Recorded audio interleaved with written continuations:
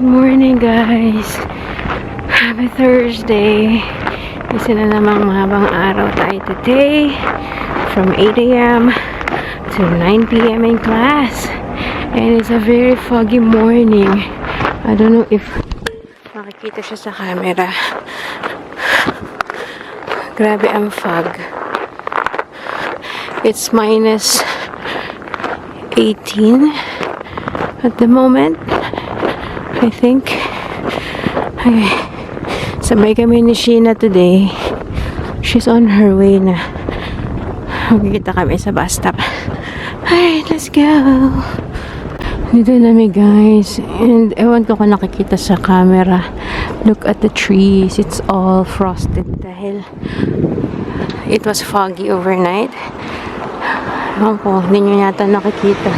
Anyway, of course, we still have our iced coffee. Dumaan kami ni Sheena ng Starbucks pero hindi ako nunulog si Sheena kasi may kasabay kami isang kaklase niya. Eh, nagkikwentuhan sila na nagkikwentuhan. Ay, yeah, let's get to class. Ayan, we're done with our first class. Say hi, guys! Ay, we're done! Ano yun? Ayan. Libat kami dito sa... Yes, mababasa ko na. Ano ba yan? Mag-hi kayo sa pamilya nyo. Charot. Shout out! Sa jowa mo. Dito na ako sa Wawawi. Bigyan ng jacket yan. Kasi nilalamig. Hey guys, kakatapos lang namin nila Abby and Shello. We did a little studying and umuwi na sila. Ako, naiwan pa ako dito kasi I still have 6 o'clock class. At syempre, ano tayo dito? Tiis ganda. At tayo ay nag-OOTD with this background. Ang ganda naman kasi. Although hindi nakita yung building, ito lang. Yun lang kaya ng phone ko. Ang kapal ng snow. So, let's go. Oh my gosh. Rika is waiting for me, yung classmate ko. Dun sa isang building. And I think I need to buy something to munch on kasi gutom naman ako sa class. Grabe. And it's snowing. Ang sakit na ng kamay ko. Ay, ang ganda ng frosted na ano kasi, yung puno, hindi laging naggaganyan because it was foggy lang talaga kagabi. And I think until now, kaya ganyan siya. Lamig. Guys, uwi na tayo. Ang lamig. Actually, 6 to 9 kami. Pero alas 8 pa lang, pinag-out na kami ng professor. Siguro tinatamad din siya eh. Sobrang lamig. Gusto niya nang umuwi at mahiga sa kama at magkumot. Ay, nako. Meron kaming, kaya talaga ako pumasok. Sabi kasi, meron kaming parang project. Not really project. Parang assignment na worth 10% ng grade namin. And sabi niya, gagawin din namin siya in class. I-walk through namin yon kasi complicated. Sabi niya, say, don't worry. We'll do it in class, blah, blah, blah. Kaya ako pumasok ngayon kasi sabi ko para makuha ko yung full 10%. Kasi nga ang hirap nun. Pero hindi namin ginawa. Parang kayo na bahala. Gawin nyo yan. Tapos supposedly ang due date na is today din. After class, 9 o'clock. Minove niya ng Sunday. So, yun naman pagkakabalahan natin sa weekend. Grabe.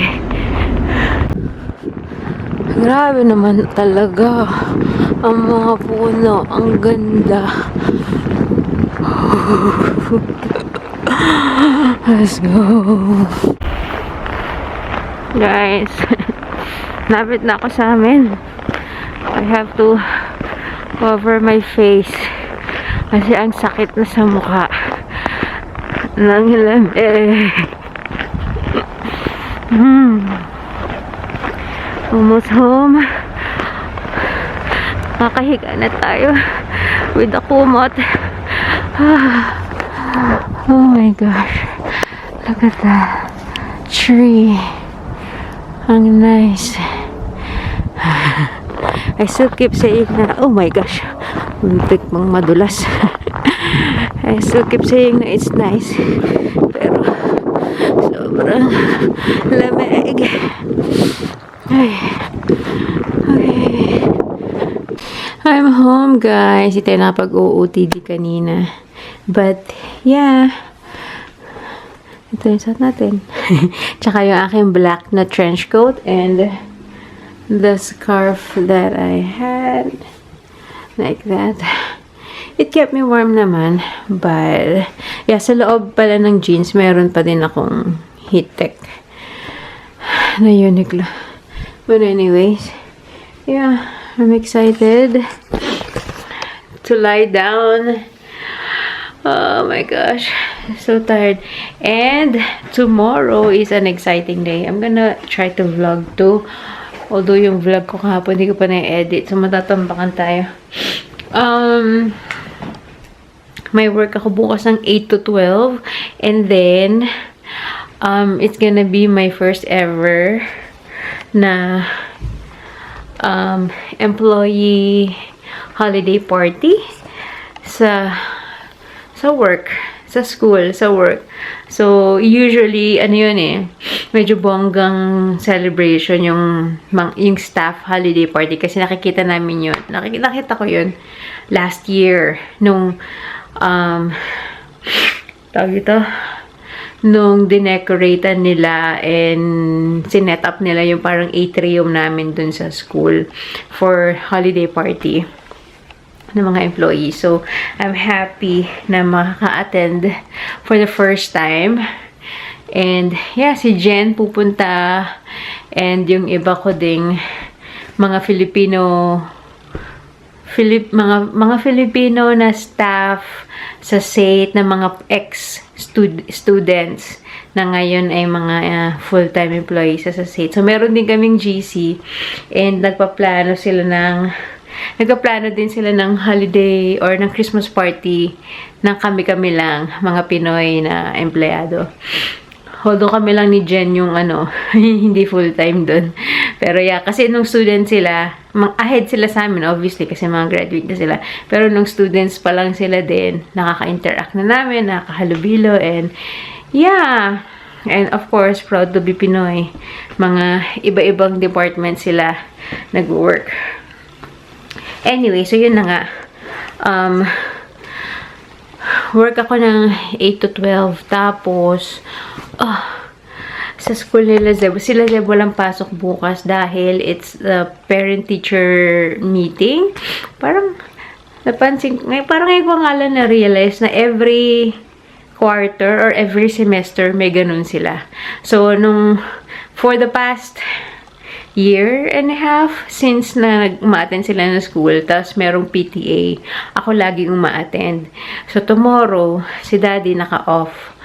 Tapos, sabi ko sa kanya, may pasok ako ng morning. Tapos, afternoon, ay yung holiday party. So, right after nung shift ko, syempre magpe-prepare na ako, maliligo, mag-aayos, magme-makeup. Tapos, actually, pati yung lunch ng mga bata, since wala silang pasok.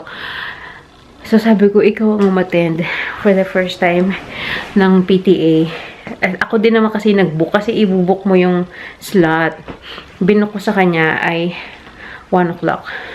So, i-book mo yung slot per teacher.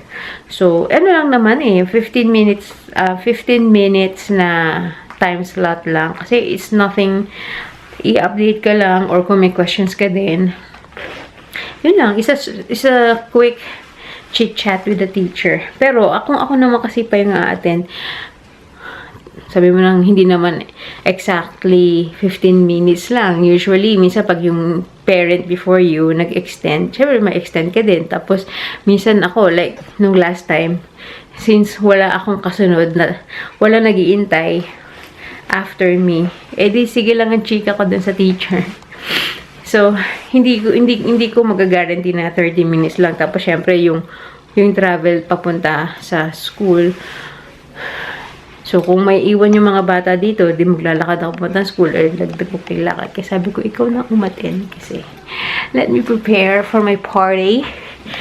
And, yeah. That's exciting. Tapos, meron din sila, last year din nakita ko din yun eh. Meron din silang holiday party or parang pa-Christmas party sa mga anak ng mga empleyado. So, nag-register din ako. Syempre, hindi lang naman yung mga bata nga atin. So, parang pang buong family siya. So, si daddy, makakasama rin siya. And ma-experience niya rin.